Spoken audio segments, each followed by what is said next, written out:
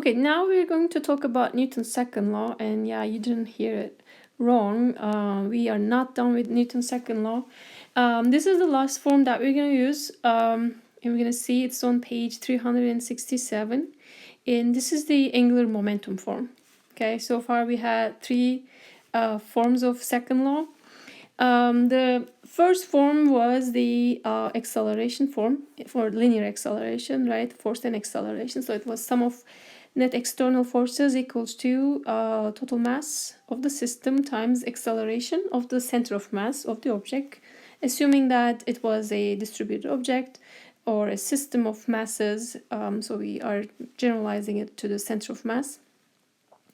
And then we talked about the momentum form of the second law. This is how how Newton postulated the second law, right? This is the original form. And it is in the form of sum of, again, net external forces equals to change in momentum over time. So in order to have a change in momentum, you have to have a net external force. And then we talked about the angular momentum, and we talked about angular motion or rotational motion, and we wrote the second law in the torque form and the angular acceleration. So sum of torque, net external torques equals to moment of inertia times angular acceleration. So you can see how related these are. You can use the mapping to get it, because F goes to torque, M goes to moment of inertia, A goes to angular acceleration alpha. Now we are going to use the momentum form and write the equation similar to that using the mapping. So force goes to torque, momentum, linear momentum goes to angular momentum L, and time stays the same. So this means in order to have a change in angular momentum, you have to have net external torque on the system, okay? Or in order to conserve angular momentum, then it means there shouldn't be any net external torques on the system, so that angular momentum will be conserved. There are so many cool applications of this, and I will I have added some videos to the clips, the video clips, so you can take a look at them and see some of the cool applications. Next, we're going to talk about conservation of angular momentum. Again, it comes from the second law, and there's no net. If there's no net torque acting on an object, then it means that angular momentum is conserved, okay? Because it is not changing, right? If you focus on this part of the motion, this part of the equation, that tells you dl over dt is 0. That means there's no change in angular momentum with time, and it is because there's no net torque, because it's simply 0, okay? Just like the linear momentum, we said there was no external force, then there was no change in linear momentum. Similar to that, then we will say angular momentum is constant in this case, and then initial angular momentum should be equal to final angular momentum, and that is what the momentum conservation is all about, okay? So as a special case, we consider rigid body rotating about a fixed axis, so it's pure rotation.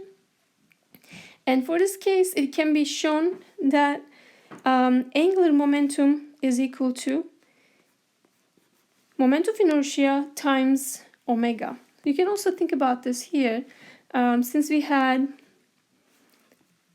P is equal to mv, right? And now we're saying that P goes to L, and M goes to moment of inertia, and V goes to angular momentum, right? So this is really using the mapping. You can still get that equation, as momentums are vectors, so is velocities, right? So if you want to write it in vector form, you can put those notations. And what is the unit of angular momentum? It is kilogram meter square per second square. Per second, not square.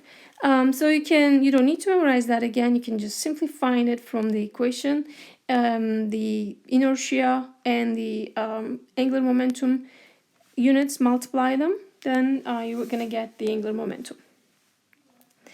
Again, this compares directly to the P is equal to MV. You can use the mapping to see that. And there are some demos that I really wanted to show you, but I have some videos that I've added, so you will see it. It's really cool, and it is not very intuitive. So I'd really recommend you watching some. There's some extra stuff in the videos, but I think you will really like watching it.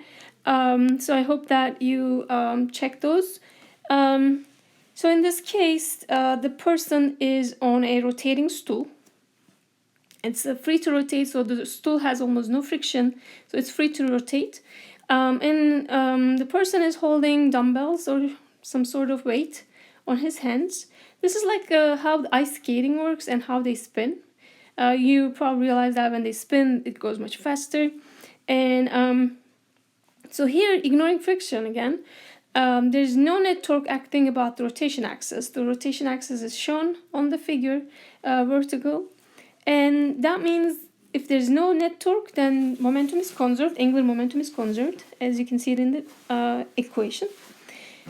And that will mean that angular momentum is constant, right? So we're not changing that. But we also know that angular momentum depends on I omega, right? So if it is constant, then we have initial equals to final. If you write it in terms of I omegas, you have initials equal to final.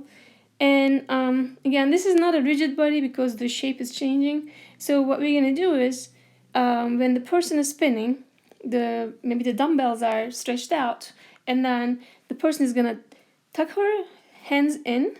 Okay, so bring the dumbbells closer to the rotation axis. What do you think will happen?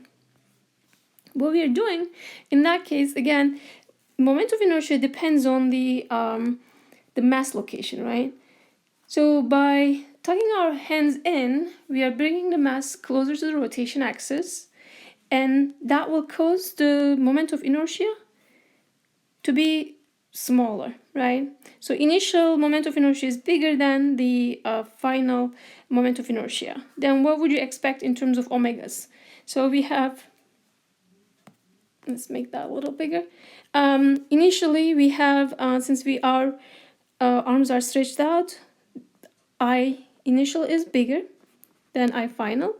But this is an equation, so angular momentum should not change, right? Initial and final. That means the omegas will adapt to this. Okay, so initially, if I was bigger, then omega I was smaller than the final case. Okay, so that they will, if it, for example, if it doubles, or if the inertia, moment of inertia, it helps, then omegas will double. So that stays an equation. And what does that mean? If omega I is, or omega final is greater than omega initial, what does that mean? You'll see that it's spinning much faster, right? So this is also a very nice demonstration. Again, you will see some videos, demos to understand this angular momentum conservation. There's a lot of applications. It's really cool feature. And this is really the best part of this class, I think. The demonstrations are almost endless. There's so many things that you can think of using angular momentum conservation. Okay, next we will talk about demonstration number 2.